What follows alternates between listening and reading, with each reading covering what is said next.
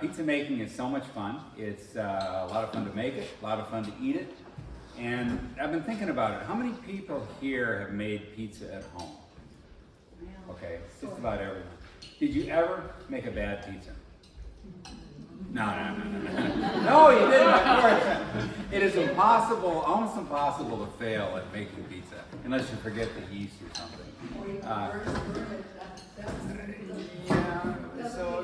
Anyway, it's a really easy thing to do, and you almost can't fail.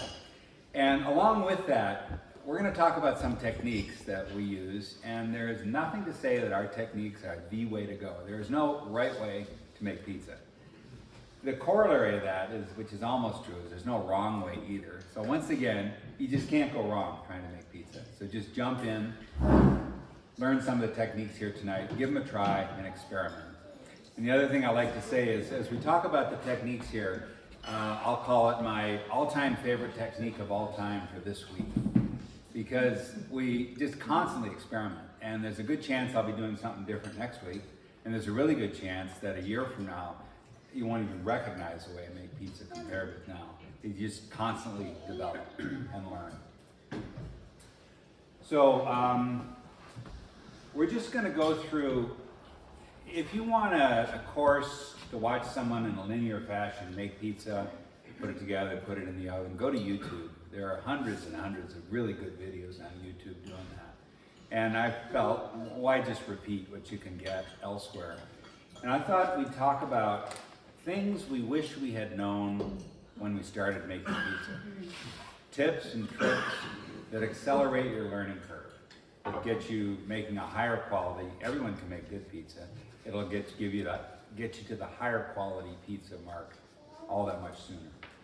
So we're going to go through making a pizza, but it's not going to be now add the salts and then mix in this much water. It's going to be, here's something that I've started doing because it made things a whole lot better or a whole lot easier. So once again, the focus is on tips and tricks. So beginning with equipment. You got to cook the pizza somehow. Everyone here has a home oven, I assume. They're pretty good. The hotter the better. Get it up to 500 degrees if you can. Otherwise as hot as you can. Ovens have cool areas. Take a look inside. If your pizza's browning in the back but not in the front, spin it after 5 minutes. Your oven at 500 degrees will take between 8 and 10 minutes to cook a pizza. You can use your home grill. Most people have a outdoor barbecue grill. You can cook a pizza on the grill, which is kind of fun. I did this for a while. I don't do it anymore because it's too fussy. But yesterday I just made up a pizza crust and I put it on the grill. And I like char. You know, that's pretty good char. Pretty good bubbles. A bubble blew up on the other side and burned. But that's a very respectable pizza crust, I think, on the grill. And all I did was shape the dough and I put it directly on the grill for about 30 seconds. I flipped it over, cooked the other side for about 30 seconds, and then I would take it back inside and load all the toppings on it. The grill is not really hot enough to bake the ingredients, to melt the cheese, so I'd usually put it in the oven after that. I'd use the grill to char the crust and then use the oven to cook it. So most people have a grill, and you can do it that way as well. Does that keep the runny things from sinking in too much? No, probably the opposite. It's going to cook them less. Oh, I see. You mean once yeah, like it's... if you have wet tomatoes. Probably. Now, if you do tomatoes, they shouldn't be wet. You should put them on a paper towel and salt them, and let them sit for half an hour and dry them out. So that's another tip. Your home oven, everyone's got that. Grills, most people have that. You can buy a dedicated pizza oven. Dwight and I both have those different kinds. Why don't you tell us about your oven, Dwight? Well, Jim's is gas. I chose an electric oven because in the summer, I didn't want to heat the house up with a 500-degree oven, so I could take it outside. And I did that quite a bit this summer. And in the winter, I want to capture that heat. You're wanting to heat your house anyway, so you might as well have that waste heat coming off your oven to heat your house. So I chose the electric for that reason, and it works really, really well. It's down in the basement if you want to take a look at it. If you haven't seen it already, I can show it to you. How long does it take to cook a pizza when you're fully preheated? I've been going 10 minutes, but it has the capability to go way higher. I can cook them in 2 minutes if I want. If I want to get that pizza stone in the oven up to 750, 800, it has the capability to do that. I haven't experimented with that much yet. I did the other day. I burnt the crust on the bottom of it. So I need to learn more about the unit that I have. But we've had great success at 500 degrees. The stone is 500. The ambient air temperature inside is 500. And what did that oven cost you? I want to say 700. I can't quite remember. Some, good jag money. So he has an Uni, O-O-N-I. I have an Uni as well. It's powered by propane. There's open flame in it. Mine goes hotter than Dwight's. And I usually cook my pizzas at about 750 degrees. And I cook a pizza in 2 minutes. And if I get chatting with someone like happened 45 minutes ago, you can burn it really fast. You gotta be careful. So they're really fast, and you get a very authentic pizza. I like char. Get char on the bottom, char on the top. It's revolutionized my pizza making. Are you going to talk about the pizza stone later? Yep. Or? No. Okay. Next. Okay. So kitchen ovens, grills, or a dedicated pizza oven. If you use your kitchen oven, you got wire racks. You got to have something on there. You use something to put the pizza on. Pizza stone or a pizza steel.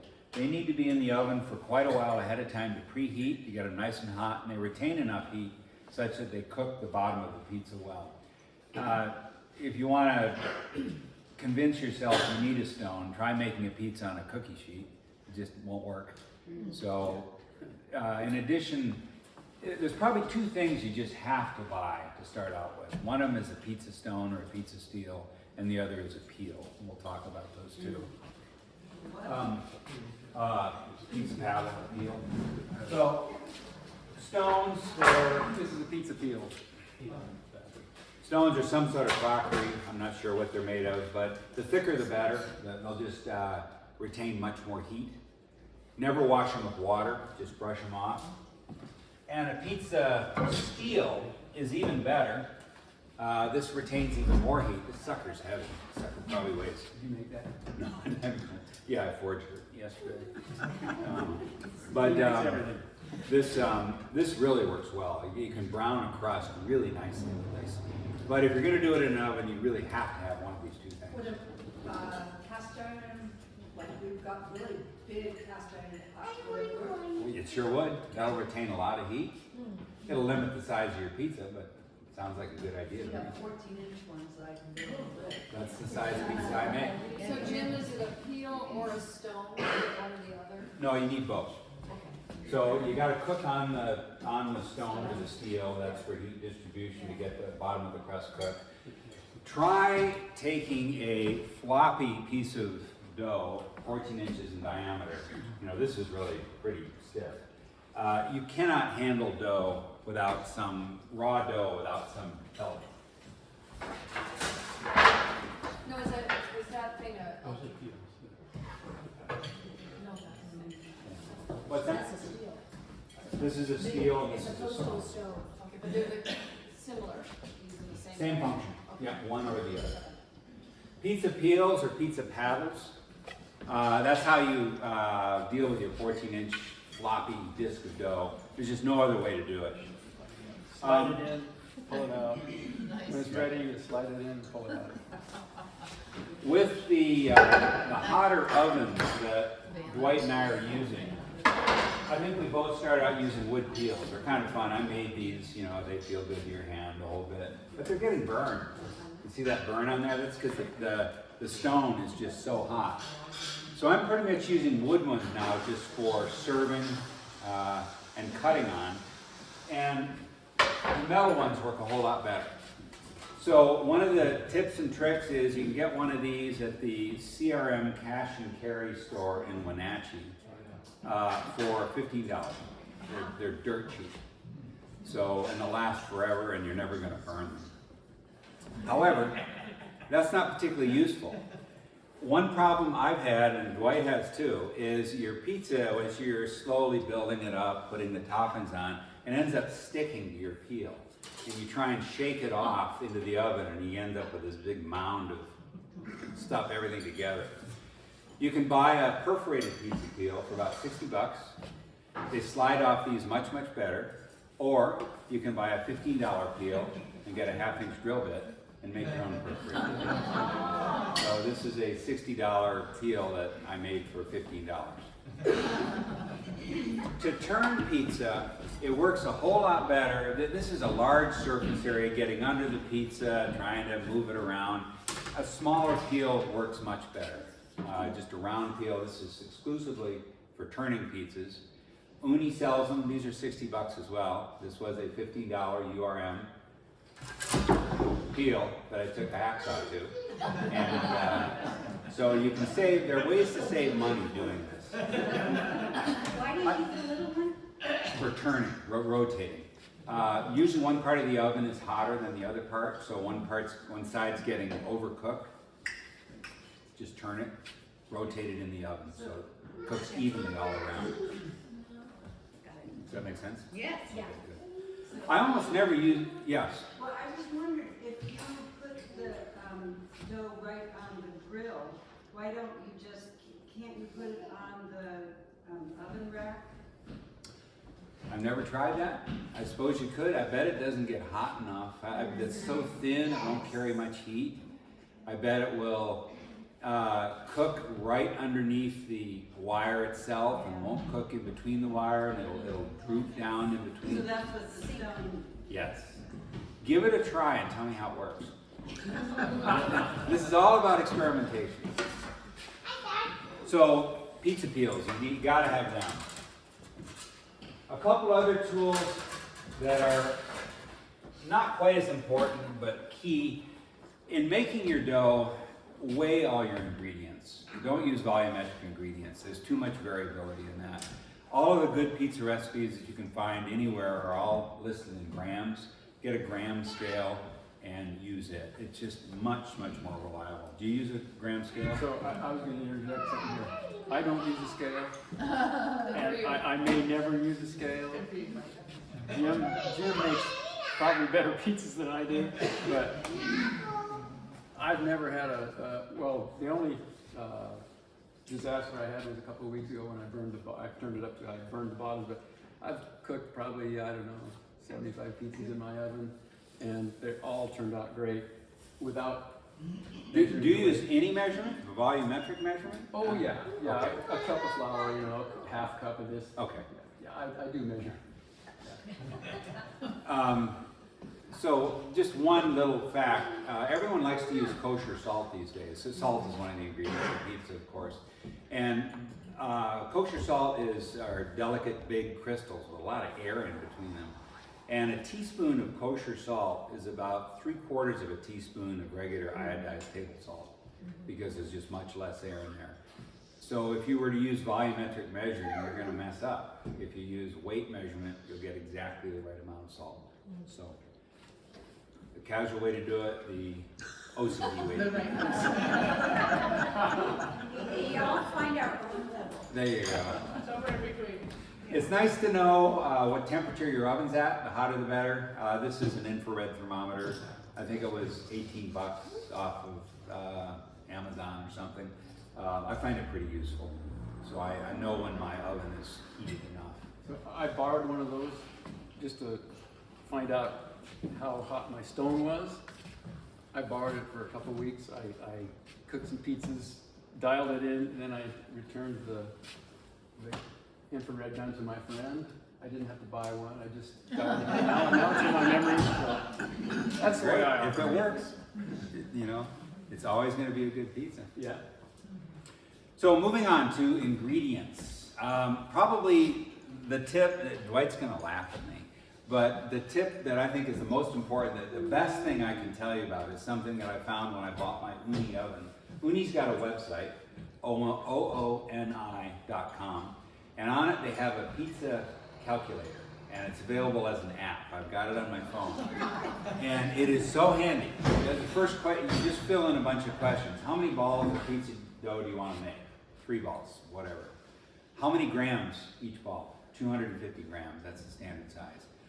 How much salt do you want? 3% is the standard, so you put in 3%. You want to add oil, how much oil? How long do you want it to rise in the refrigerator? How long do you want it to rise at room temperature? You plug in all these variables and you push a button and out pops 485 grams of white flour, 19 grams of salt, 2.5 grams of yeast, and 235 grams of water. It'll give you the exact recipe for any quantity of pizza dough that you want to make. It's But you just, had to tell it a bunch of stuff that I don't know. Right. About how well, to rise. and okay, stuff. well, we're going to talk about that a little bit. You know, So, and how much salt. I'm not laughing because Jim showed me this app while we were in the basement and I was blown away. I was very impressed. Yeah, it's a free download from Uni.com. So in terms of ingredients, that's one way to do it. You can look at the recipe, you can fly by wire, whatever you want, but that thing is, I just use it all the time, it's super helpful.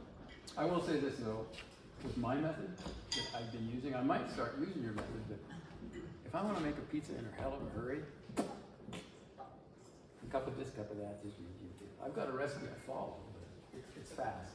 I don't have to get the scale out. It's just a matter of preference. Yep. 6 of one, half dozen of another. Do either of you use like a sourdough starter or anything like that in your press? I've never gotten into sourdough, no, not ever. I haven't either. Not yet. Right.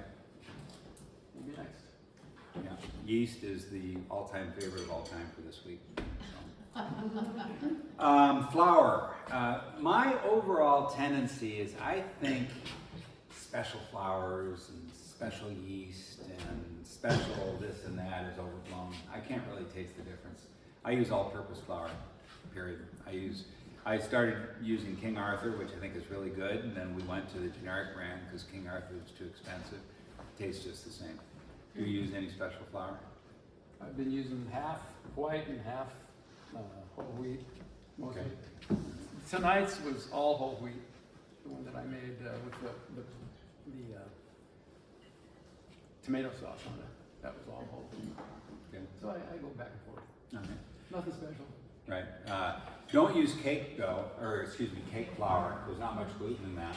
I don't see any need. I've tried high gluten flours like semolina flour or durum flour. I couldn't tell any difference. So I plain couldn't old. either. You tried the same thing? Yeah. Yeah. What about bread flour? Bread flour is going to have a little higher gluten in it. Same as my comment about higher gluten flours. I didn't notice a difference. I don't think you can go wrong, but all-purpose works for me.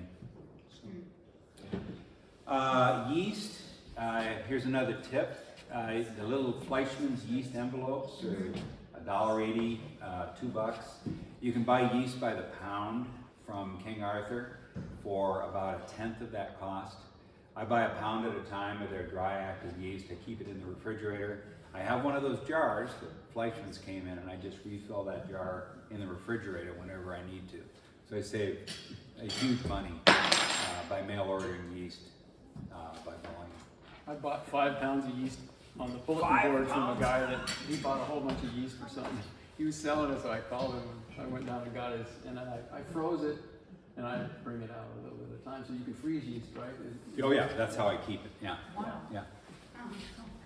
Does it keep forever frozen? Pretty much, more or less. I mean, I'm using yeast that's about a year old now. And it's fine. It's so good. Almost forever. Yeah, it's sealed in a Ziploc. What I got in my refrigerator. What about sauces? I make my own tomato sauce. What do you do for tomato sauce? I've used both Costco in the glass jars, you know, and I've made my own. How do you make your own? What do you do? A little of this, a little of that.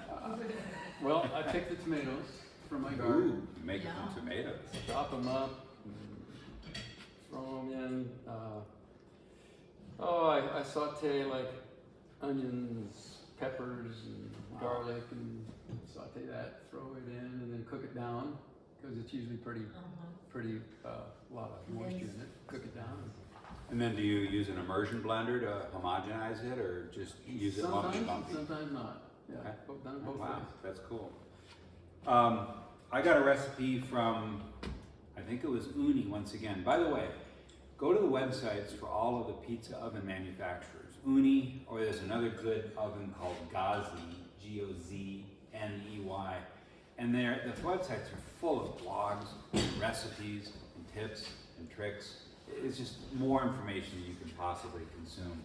But I got a sauce recipe from them. When I use tomato sauce, which isn't that often, I get a can of crushed tomatoes or just plain tomato sauce, a can of it. I put it on the stove to reduce it. I add a little bit of salt, a little bit of sugar, olive oil, and basil. And I boil it to reduce it for 15 minutes. So I think it tastes pretty good. That's one way to do it. Pesto works. It's kind of greasy. Barb and I went through a phase where we were using creme fraiche, which is really cool. Yeah, you can make the creme fraiche yourself, so it's pretty cheap. Just a cup of heavy cream with 2 tablespoons of buttermilk, and wait 24 to 48 hours. But that's a really nice topping. I've mixed the basil with the creme fraiche. I've mixed the tomato sauce with the creme fraiche. And lately I've been doing no sauce at all. And most of the pizzas I made here tonight were just olive oil. You have the naked crust, I drizzle olive oil on it, put cheese on top of that, and just add the toppings. And that's really good too. And it's my favorite sauce of all time for this week. So. I'm gonna try that. I watched Jim do it. I'm gonna start doing that too. Other suggestions for sauce? Well, I think you it mentioned covers. pesto. Yeah. Pesto's great. I find it awfully greasy because there's so much olive oil in it. But you like grease? I like all of it. Well, you made a pizza for me. It was pesto, sliced pears, walnuts, and Gorgonzola. gorgonzola. And that was manchego. it. And it was, I loved it. Really good. Did one of the pizzas have walnuts on it tonight? No. Mine did. Oh, it did? The one with the Okay. red sauce did. Yeah. Okay, Yeah. really. So I don't know how those came out, but a little tip: in really hot ovens, not.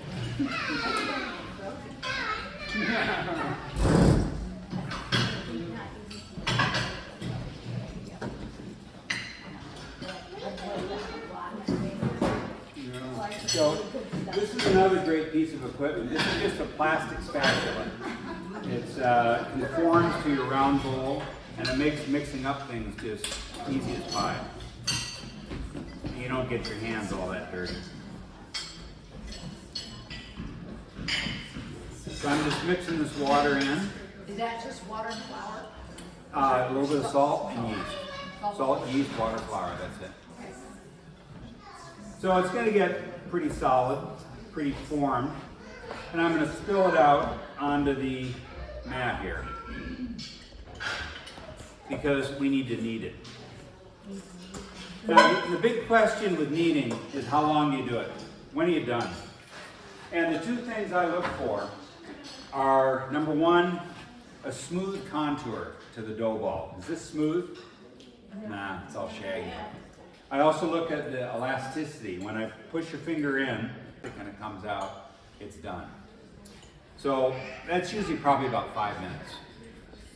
But don't do it by time, don't do it by the number of turns, I just do it by what the dough looks and feels like. So the operative word for kneading is to be gentle. What you're doing is you're trying to develop the gluten, and I am gentle enough so that I'll never see a rip. I don't stretch the ball of dough enough to create a rip, because every rip is going to rip my gluten. You're just pushing down. So far, I'm just trying to get a cohesive ball. How come it's not sticking to your hands very bad? It's not that wet. It's going to. The water's gonna, as I move it, manipulate it more, it's gonna get wetter, and I'll have to add some flour to prevent that. So once it's sort of a semi-cohesive ball, I always do the same motion. I learned this from King Arthur, and I think it's a really good technique. You roll over the ball like that, you fold it in half, and then you push it forward. That's all you do. I'm not mashing it much. All I'm doing is moving it and then stretching the far side. So down, over, roll. rotate 90 degrees, fold over and roll. Fold over and roll. It's called, taco, smile, rotate. So, Taco. so here I got the taco. Hold up the smile. I'm gonna and rotate. rotate. Do it again. So I fold it in half, that's the taco. I rotate it up so I see the smile and I rotate it. Oh, So okay. taco, rotate, smile. Well, I'm not nearly that sophisticated. What do you think of dough hook? I have never used a mixer, ever. Not even once. I like the idea, I just don't feel the need to do it. I think they work, but never done it. Do you do mixers at all? No, never have. I don't know one. So this is sort of moving around the table, but I'm folding it in half and I'm rolling it forward. Folding in half, rolling it forward. Still kind of shaggy. It's not ready. You want to demonstrate your technique? My technique? With that one? Yeah, with that one. Okay, for kneading, because those are ready for kneading. Well, you just saw the scientific way. This is the Yeah, grab some flour. the amateur. It's starting to get wet now, James, so he's adding some more flour. So Yeah, I added some flour because it was sticking to my hands pretty bad. So I just lean into it with both of the heels of my hands, and you just push down. I just push down and do that, and then yeah. So then you get it in a nice smooth ball.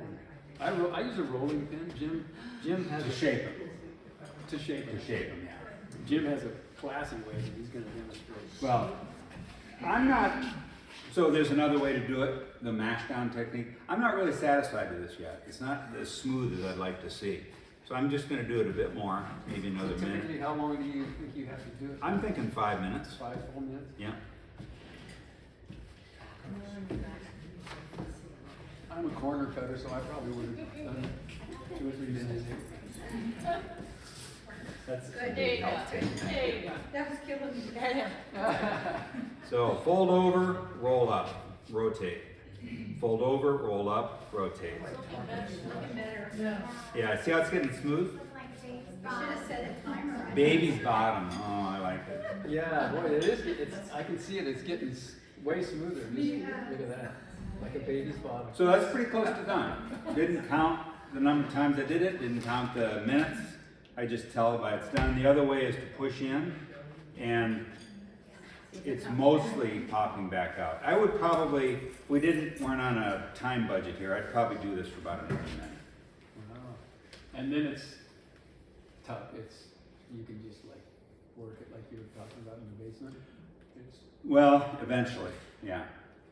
So after it's risen, yeah, I don't do it now. It's got to rise so some. you let it rise. Okay. Right. So the dough is kneaded. It's all set to go. Now we're going to let it rise. There are more ways to rise dough than you can shake a stick at. And in the refrigerator, cold fermentation, warm fermentation at room temperature. Do it 5 days ahead of time to develop all the flavor. Do it immediately and cook it 2 hours later.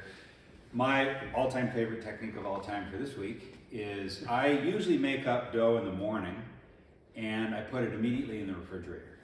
It will get some fermentation. It will develop some in the refrigerator. About 2 to 2.5 hours after I think I'm going to cook it, I pull it out of the refrigerator and I let it come to room temperature.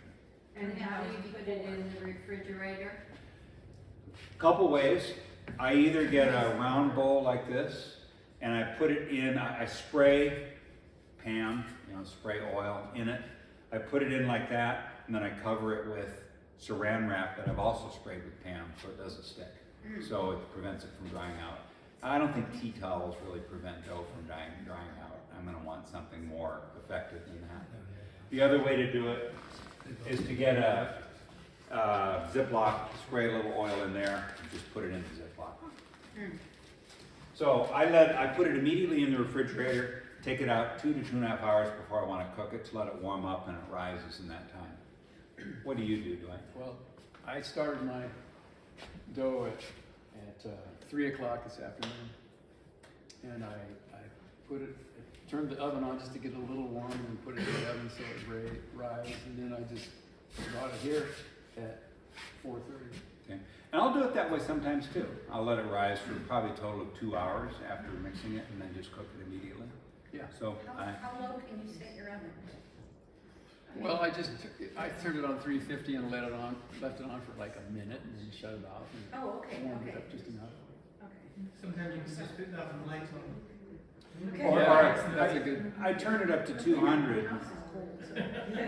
I turn the oven up to 200 and then if I remember, I turn it off well before 200. I have forgotten. You know, yeah, just get the oven a bit warm. So you do that, that's kneading. Any questions about kneading? Gentle, gentle, gentle. So what happened to the no knead techniques? 5 years ago.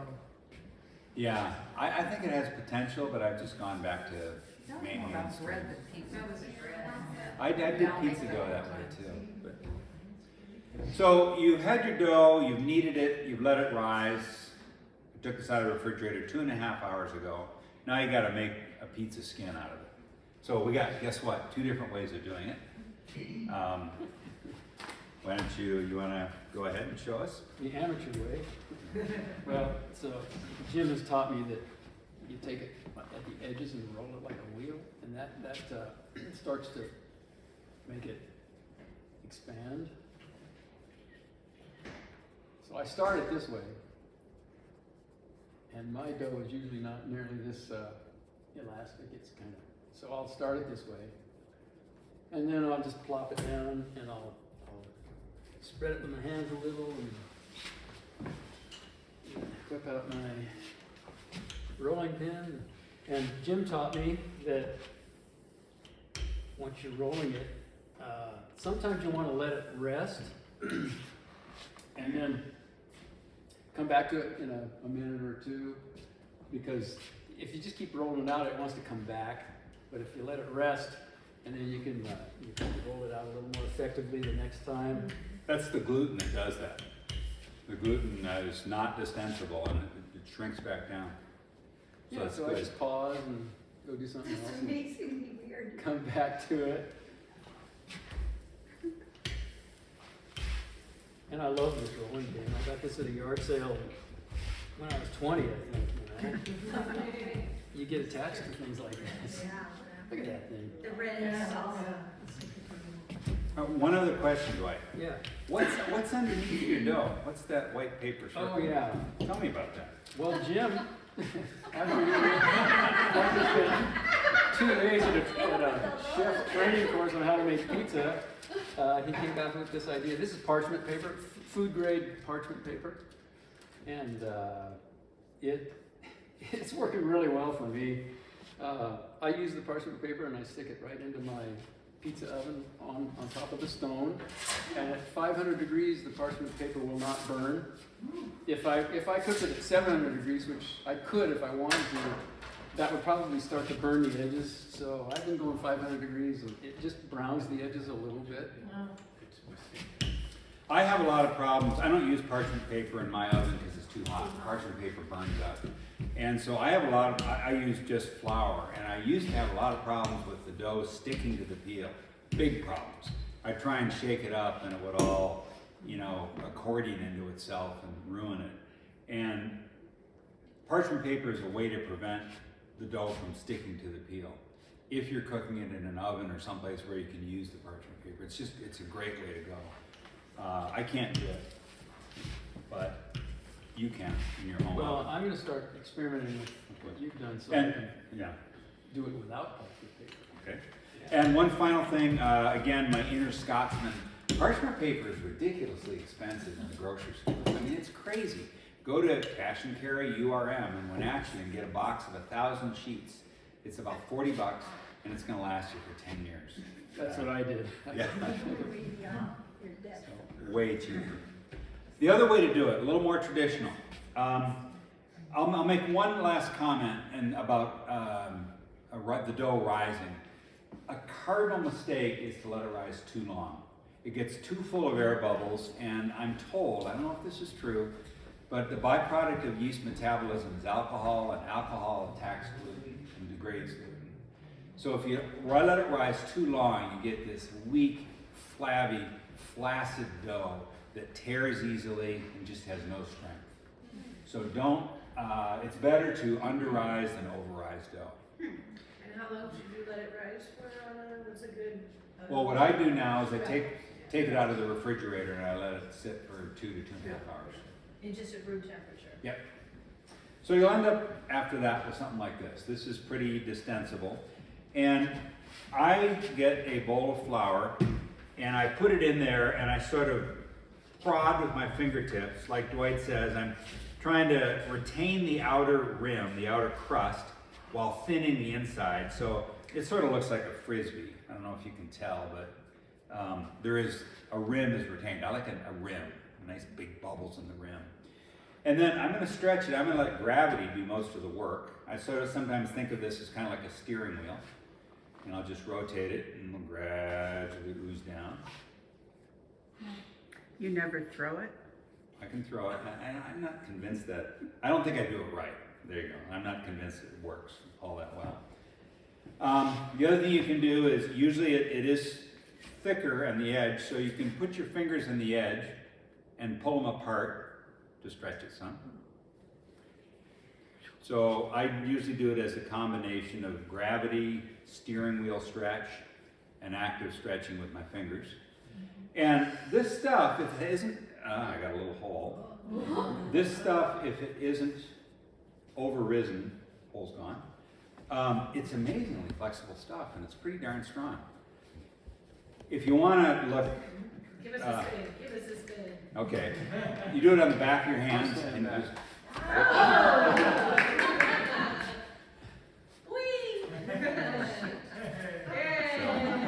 yeah, I'm not very good at that. But gradually just work it like that and I've got a nice big, 12, 14 inch crust there. It's thicker on the outside than it is in the middle. So he got his white bigger than mine. I'm gonna try to. Mine's bigger than yours.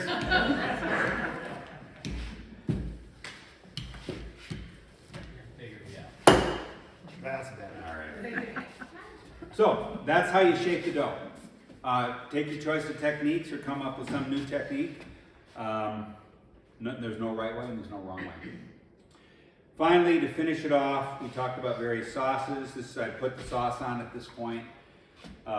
Ingredients or toppings that you put on it, avoid really wet things because they're going to there's nothing worse than a soggy pizza. Okay, yes, I have failed at making pizza. This gross, undercooked, raw dough because of all the wet stuff on top. Tomatoes are pretty common. How do you dry tomatoes out? Slice them, put them on a paper towel, let the paper towel soak the moisture away, and salt the tomatoes at the same time. And then rub the salt off, the salt and water that's pulled out. Vegetables like zucchini, yeah, they're pretty wet. Slice them super thin. Get a mandolin or some sort of device where you can get an 1/8 inch strip, the length of the zucchini. It looks kind of cool. There's not much water in that and it'll dry out quickly. Mushrooms have a lot of water in them. I usually saute them ahead of time. The principle is moisture is bad and everything you can do to prevent moisture gives you a better crust. I like the ingredients exposed on top. I love charred pepperoni. I love charred green pepper. I think it looks good. So I'll put the sauce down. I'll put cheese down on top of the sauce. I'll put all the other vegetable toppings on top of that, and then just a light sprinkling of cheese on top of that. So the vegetable ingredients are exposed to the heat. Your mileage may vary, do what you want, but that's what I do. Do you have any recipe for topping your pizzas? Not really. Whatever strikes you. Yeah, whatever's in the fridge. Sometimes simple is good, just a couple, 3 little things instead of piling it on with everything under the sun. Yeah. And that brings me, and then you cook it for however long, 2 minutes in my oven, 10 minutes in other ovens, whatever. The 2 take-home points, there are 2 summary points that are really good to remember. Number 1 is don't put too many toppings on. Everyone does that. I still do it at times. It drives me crazy. It's just, hold yourself back. Less is more. And then the other technique, just we're trying to remember this, don't let your dough rise too long. You'll have flaccid dough that is just doesn't work. So how do you get it off the paddle when you're not using parchment paper? I think I've been working on this because I had a big problem with it, and I think I've come up with 7 techniques that I use. The first one is a perforated peel. That works better. The second is I reduce the hydration ratio so my dough is not as wet. The third is that I put plenty of flour. I dredge the thing in flour now. It's less dry, less wet to begin with because I use so much flour. You don't do cornmeal at all? Yeah. No, in my oven, cornmeal and semolina, good little ball bearing stuff. I like the idea behind it. It catches on fire. Oh. I've used cornmeal. I brought Yeah. some tonight. Yeah, it's not a bad idea. It's like a bunch of little ball bearings, but I can't use it in my oven. The technique I probably use the most is when I'm building the pizza. So I got it all set to go in the peel, and I put the sauce on. It's been a minute. I'll take it and I'll shake it a bit just to loosen it up. I'll put some toppings on and I'll shake it again, and I'll keep it. Because the loose. longer it sits there, it wants to settle into the peel. Glue itself to the peel. Yeah. You don't So- spray your pan on the peel. No, I somehow think that would make it stick. I might act like that would increase friction, I would think. And a little moisture. How about baking one side and then flipping it and putting the stuff on if you're doing it in a home oven? That's entirely reasonable. That's the way I do it in the grill. Bake the crust first. You know those bobbly pizza crusts you can buy in the store? Same idea, pre-done crust. So sure, that's a perfectly valid technique. So what toppings do you cook before you put them on? Sausage, I imagine. We had a guy over to dinner years ago who claimed he didn't cook his sausage ahead of time, and we said, yeah, sure, go ahead and make your pizza, but we're not going to eat it. And the sausage cooked on top. And I've put raw eggs on top. They cook. That's pretty cool. I will definitely cook anything that's wet ahead of time as much as I can. Like mushrooms are a good example. Well, you sauteed the Red- peppers, the the red red peppers peppers. in olive oil before you put it on the pizza. Yeah, not because they're wet, but because they look kind of cool and they have black edges. So anything wet, I will cook ahead of time. How about meats? What do you do with the meats? You mean in terms of cooking? Yeah, I I don't use them. still don't believe that. No, yeah, I do all the time. I still don't believe that one pizza where the guy put raw sausage on and it cooked. So I don't have enough confidence to do that. I cook all meat before I put it on. Totally or partially? Totally. Totally. Yeah. Yeah, That's we my. put cooked hamburger on one recently, and You put raw burger on the pizza? no, we cooked it like you cooked the sausage first and Yeah. then put it on. It was great. Yeah. You know, if nothing else, let's say the third take-home point is there are so many variables here. The big fun of this is experimenting. You know, try some raw meat, see what happens. It's only a pizza. Cheese, I mean, we weren't using like a lot of cheese, just Get Parmesan. anything. Parmesan and I like mozzarella is the classic, but it's so tasteless. It's so bland. We've taken to adding manchego to the mozzarella, but too much cheese acts like a raincoat. Acts like you know, well, it seals moisture in. So I know some people used to take mozzarella and cut it into very thin slices and put it over the entire pizza. That's like a waterproof coating. It's just not going to let any of the water out. So yeah, I think I'm a bit sparing of cheese for that reason. Do you ever put a layer between your sauce and the pizza dough so that the moisture, because the sauce is wet. I've thought about that. I called olive oil a raincoat. I say maybe I should put a raincoat on this crust, brush olive oil on, and put sauce on top of it. I've never gotten around to it. That'll be an experiment for 2 months from now. It's a good idea. Dwight, how about you? Well, The tips? I have put pretty runny homemade tomato sauce on it, and you know it'll actually fall off the parchment paper and get onto the stone, and create a little bit of a mess. So I learned to cook it down a little before I put it on. And I have something I want to add on that little trick when you're doing your tomato sauce and you're cooking it. Throw a sieve in it, and all the water will come into the sieve, and you can scoop the water out of the sieve in your tomato sauce. It's great. I like it. Like some of the seeds, maybe? No, just the water. Because you don't have to like you cook it, and then like, it sits and it separates, and so you just put a sieve in it, and the water will come into it, and you can just scoop it out with a little cup. And then you can save that tomato sauce to like flavor other stuff, you know, because it's tomato water, but then you don't have to wait for it to separate in the fridge. Yeah. Almost use like a double boiler too, that does both. No, that's a good, that's So, I think that's it. Any more questions? Or you can come up and talk to us later on, but I don't want to hold you here any longer. So you gave us two kind of schedules. You started yours in the morning, and then the fridge, and then took it out 2.5 hours. You just went straight through. What about like the night before? How would that work?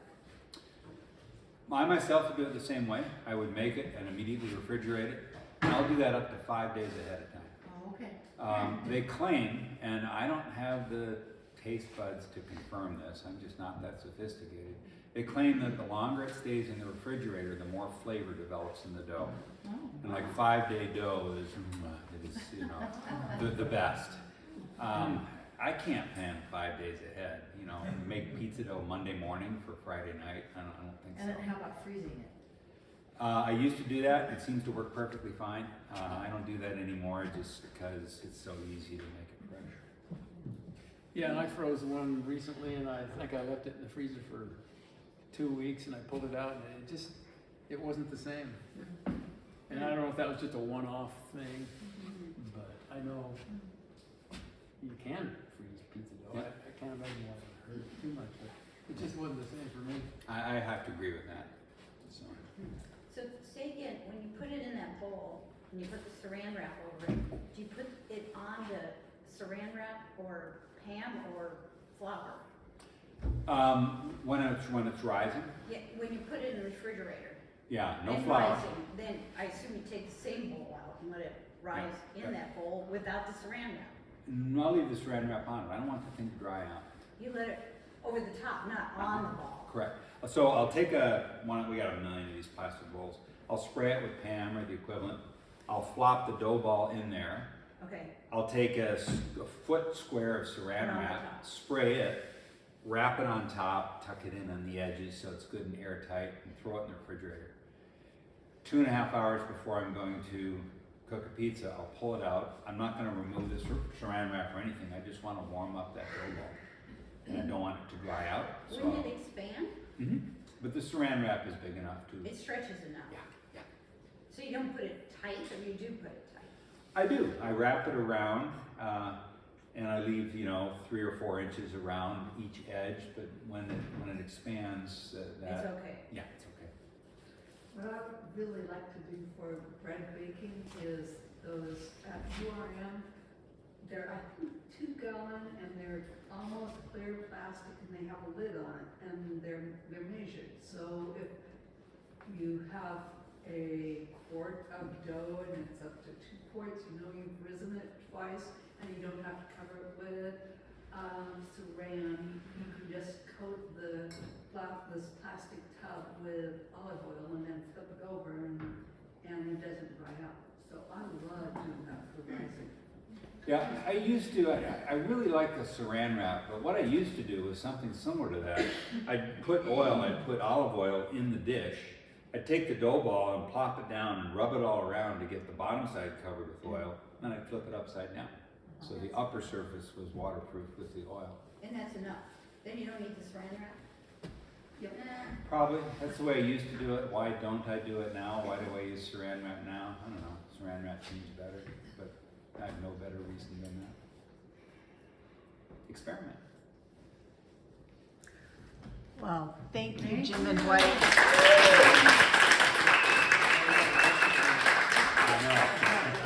Informative and educational and entertaining. And delicious. Anybody want to try tossing some pizza dough? You want to just put it in the ball? Um, I'm inspired. You're welcome. Can't say I'm doing it.